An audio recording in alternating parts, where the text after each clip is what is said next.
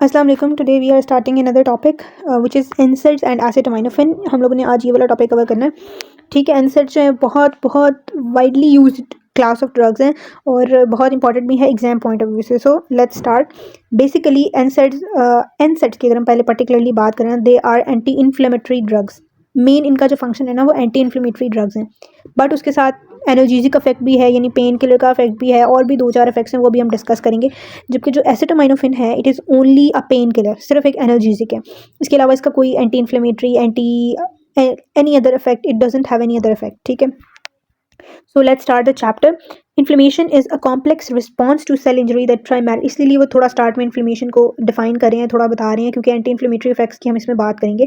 So inflammation is आप लोगों ने पैथोलॉजी के अंदर भी, अगर आपने माइनर्स पढ़े हैं और पैथोलॉजी के लेक्चर्स लिए, मैंने प्लेलिस्ट में ऐड किया हुआ माइनर्स ब्लॉक 6 की जो प्लेलिस्ट है उसके अंदर भी, और वैसे भी आपने जनरल पैथो के अंदर आपने अगर इन्फ्लेमेशन का टॉपिक पढ़ा है तो आपको बहुत डिटेल में उसका आइडिया होगा। तो यहाँ पर उसकी कंसाइज उन्होंने एक 1 to 2 लाइन्स के अंदर उसको डिफाइन किया है। It is a complex response to cell injury that primarily occurs in vascularise connective tissue and often involves the immune response.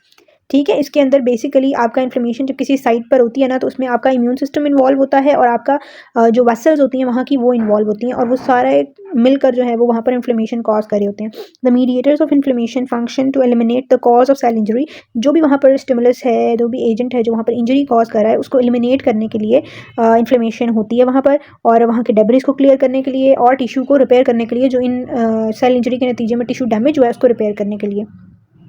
Unfortunately inflammation also causes pain. अगर आपको साइंस ऑफ इन्फ्लेमेशन याद हो तो उसमें पैलर होता है, रूबर होता है, यानी पेन, रेडनेस, स्वेलिंग, ये सारी चीज़ें होती हैं, तो पेन कॉज करती है। तो हमारे लिए वो पेन एक तो अच्छी बात है कि वो आपको अलार्म कर रही है कि there is something going on in your body, but वो पेन अनडिज़ायरेबल भी है, तो हम उसको ख़त्म करने के लिए फिर एंटी इन्फ्लेमेटरी ड्रग्स और एनाल्जेसिक्स यूज़ करते हैं। And in instances in which the cause of cell injury is not eliminated, can result in a chronic condition of pain and tissue damage, such as that seen in rheumatoid arthritis and other inflammatory disorders. ठीक है, तो जो NSAIDs हैं, non steroidal anti inflammatory drugs, which are non steroidal, यानी steroids नहीं होते, these are general anti-inflammatory drugs, and acetaminophen, they are often effective in controlling inflammatory pain. ठीक है, तो पेन को कंट्रोल करने के लिए एसिटामिनोफेन और एनसेड्स दोनों यूज़ होते हैं, बट एनसेड्स का एडिशनली एंटी इन्फ्लेमेटरी इफेक्ट भी होता है। ये इन्फ्लेमेशन को भी कम करता है, ना सिर्फ पेन को, along with the pain inflammation को भी कम करता है। उसके अलावा बहुत से और तरीके हैं, ये अभी हमारा कंसर्न नहीं है, अभी हम सिर्फ एनसेड्स और एसिटामिनोफेन को डिस्कस करेंगे।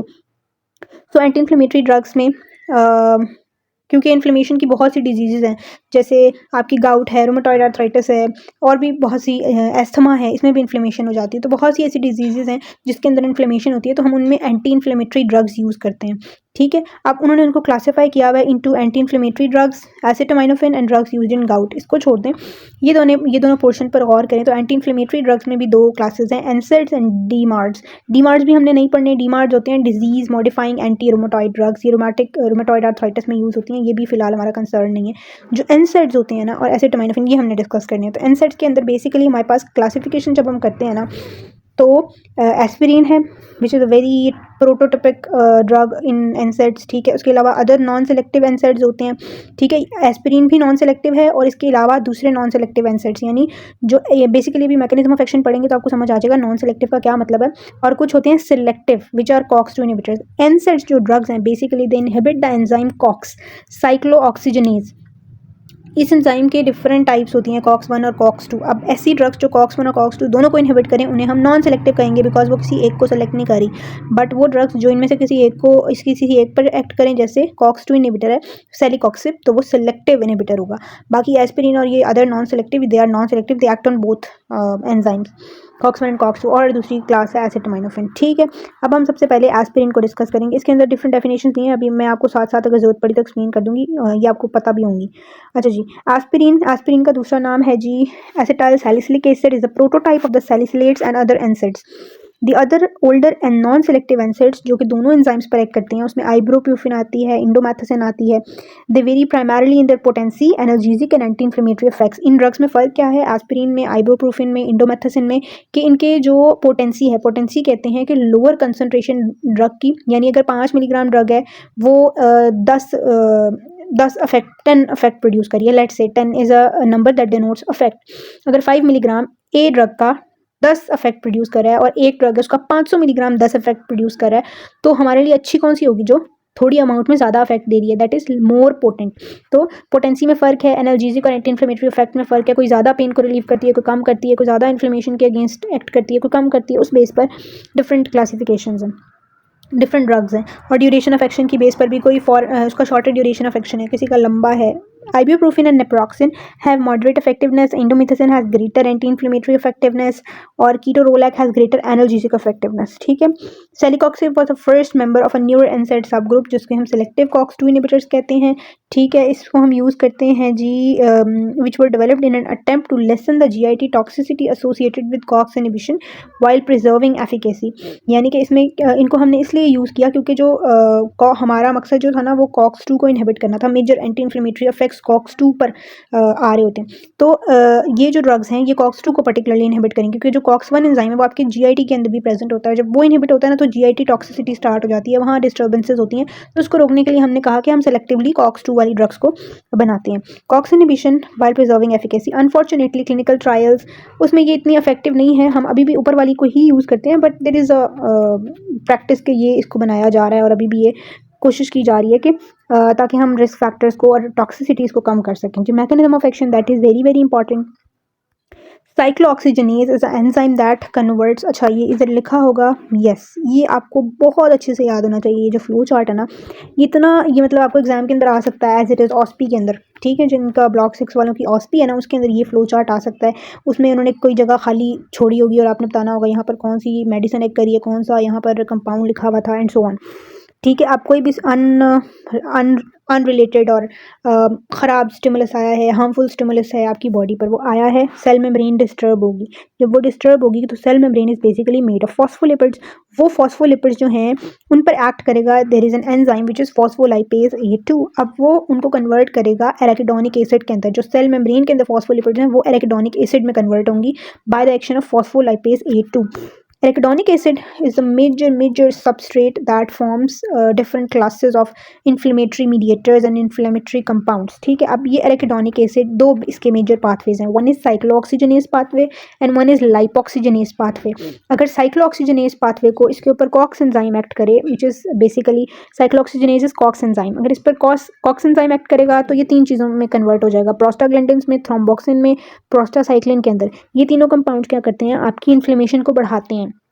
ठीक है, WBCs को वहाँ लेकर आएंगे जहाँ इंजरी हुई है, वहाँ पर ल्यूकोसाइट्स आएंगे, वहाँ पर इन्फ्लेमेशन होगी, इन्फ्लेमेटरी मीडिएटर्स रिलीज होंगे, क्लॉटिंग होगी एंड फर्दर सो ऑन, बड़ी सारी चीज़ें होंगी। ठीक है, वो इन्फ्लेमेशन वाला पैथो वाले पोर्शन में है, वो वहाँ पर डिटेल से हम लोगों ने पढ़ा है। ठीक है, और दूसरी साइड पर है लाइपोक्सिजनेस पाथवे, उससे बनते हैं leukotrienes which are basically allergic mediators. Allergies में ल्यूकोट्राइन्स रिलीज होते हैं। ठीक है, तो leukotriene pathway, lipoxygenase pathway, LL से याद रख लें। ठीक है, इसमें LTB4, C4, D4 ये आगे रिलीज होते हैं, इनके आगे बहुत से फंक्शन है। ये फंक्शन इंपॉर्टेंट नहीं है बट आपको ये पता होना चाहिए। इस पे फॉस्फोलिपिड्स पे ये एक्ट किया, इससे ये बना, और इसके आगे दो पाथवेज हैं और दोनों पाथवेज में क्या क्या चीज़ें बनती हैं। ठीक है, अब इसमें अगर आप देखें तो अब ड्रग्स हम पढ़ते हैं कि जो फॉस्फोलाइपेज A2 है इसको इनहिबिट करते हैं फॉस्फोलाइपेज इनहिबिटर्स और कॉर्टिकोस्टेरॉइड्स। वो इस स्टेप को इनहिबिट करेंगे जिससे एराकिडोनिक एसिड नहीं बनेगा। एराकिडोनिक एसिड नहीं बनेगा तो ये दोनों पाथवेज ही नहीं होंगे। ठीक है, क्योंकि उनका सबस्ट्रेट ही नहीं है। तो ये भी एंटी इन्फ्लेमेटरी ड्रग्स में ही आते हैं कॉर्टिकोस्टेरॉइड्स, और चूंकि ये दोनों पाथवेज को इनहिबिट कर रहे हैं मेजर सारे प्रोडक्ट्स ही इनहिबिट हो जाएंगे। ठीक है, तो ये भी मेजर एंटी इन्फ्लेमेटरी ड्रग्स हैं। उसके बाद आते हैं साइक्लोऑक्सीजनेज इनहिबिटर्स और कॉक्स इनहिबिटर्स जिसमें NSAIDs और एसिटामिनोफेन आती है। ठीक है, ये बेसिकली क्या करते हैं, ये एसिटामिनोफेन नहीं है, ये अमीनो सैलिसिलिक एसिड है आई गेस। ठीक है, एसिटामिनोफेन इधर एक्ट नहीं करती, उसकी बहुत वीकर कॉक्स एंजाइम पे एक्शन होता है। अच्छा, वो इसको कॉक्स को इनहिबिट करेंगे NSAIDs, और क्या होगा, ये वाला पूरा पाथवे इनहिबिट हो जाएगा, बेसिकली इन्फ्लेमेशन रुक जाएगी। उसके बाद जो लाइपोक्सिजनेज एंजाइम है उसको इनहिबिट करता है लाइपोक्सिजनेज इनहिबिटर्स। ठीक है, और वो इस पाथवे को स्टॉप कर देंगे। उसके अलावा हमारे पास ड्रग्स होते हैं कि हम ये लाइपोक्सिजनेज इनहिबिटर्स भी दे देते हैं इन पेशेंट्स के अंदर। अगर नहीं वो देने तो फिर हम ल्यूकोट्राइन्स बन जाते हैं तो हम उनके रिसेप्टर एंटागोनिस्ट दे देते हैं ताकि वो बन तो गए हैं बट वो अपने रिसेप्टर्स पर ना एक्ट कर सकें। ठीक है, उसके अलावा कॉल्किसिन एक ड्रग है, वो भी इन्फ्लेमेशन को इनहिबिट करती है। So these are the drugs basically that act on the inflammatory pathway. ठीक है, अब हम पढ़ते हैं mechanism of action. Cyclooxygenase is the enzyme that converts arachidonic acid into the endoperoxide precursors of prostaglandins, important mediators of inflammation। अब cyclooxygenase की दो isoforms हैं, COX-1 और COX-2। COX-1 is primarily expressed in non-inflammatory cells। जैसे मैंने बताया कि जब हमें inflammatory effect इन्फ्लेमेशन चाहिए होती है ना, तो हमारी बॉडी में मोस्टली COX-2 एक्टिवेटेड होता है। तो जब हमें इन्फ्लेमेशन को रोकना है तो हमें COX-2 को इनहिबिट करना पड़ेगा पर्टिकुलरली। तो हम लोग कोशिश ये करते हैं कि सिलेक्टिव ड्रग्स दें जो COX-2 को इनहिबिट करें, जैसे हमने ऊपर बात की, लेकिन अभी तक वो इतनी आई नहीं है मार्केट के अंदर। COX-2 is expressed in activated lymphocytes, polymorphonuclear cells, and other inflammatory cells. Aspirin and non-selective NSAIDs inhibit both cyclooxygenase isoforms and thereby decrease prostaglandin and thromboxane synthesis throughout the body. ठीक है, ये वही बात जो मैं बता चुकी हूँ। Release of prostaglandins necessary for homeostatic function is disrupted as is release of prostaglandins involved in inflammation. अब इसमें क्या होगा, prostaglandins सारे जितने भी prostaglandins बन रहे थे वो सारे का फंक्शन डिस्टर्ब हो जाएगा, चाहे वो होम्योस्टैटिक फंक्शन के लिए नॉर्मल बॉडी के काम करने के लिए बन रहे थे, चाहे वो इन्फ्लेमेशन के लिए बन रहे थे, दोनों खत्म हो जाएंगे। तो इस वजह से हमारे पास होम्योस्टैटिक फंक्शन वाले prostaglandins के इनहिबिट होने की वजह से इन ड्रग्स के साइड इफेक्ट्स भी आते हैं। The COX-2 selective inhibitors have less effects on the prostaglandins involved in homeostatic function. ये भी बात मैं पहले कर चुकी हूँ, जो कि GIT में प्रेजेंट होती हैं, जो आपकी GIT की मोटिलिटी को बढ़ाते हैं, जो आपके GIT के ग्लैंड सिक्रीशन को बढ़ाते हैं प्रोस्टाग्लैंडिन्स, वहाँ पर वो COX-2 होता है, COX-1 होता है। ठीक है। The major difference between the mechanism of action of aspirin and other NSAIDs is that aspirin acetylates and thereby irreversibly inhibits COX। Aspirin को हमने अलग सबसे क्यों रखा है, क्योंकि ये इरिवर्सिबल इनहिबिशन करता है COX एंजाइम की, बाकी सारे NSAIDs जो हैं वो रिवर्सिबल करते हैं। ठीक है, यानी अगर आप एंडोजेनस एराकिडोनिक एसिड की कंसंट्रेशन को बढ़ाओगे ना तो फिर वो रिवर्सिबल इनहिबिशन होती है और वो डिस्प्लेस हो जाएगी दूसरी NSAIDs और वो एक्शन उसका ख़त्म हो जाएगा। बट एस्पिरिन परमानेंटली एंजाइम को ब्लॉक कर देती है और फिर वो नहीं फंक्शन कर पाता।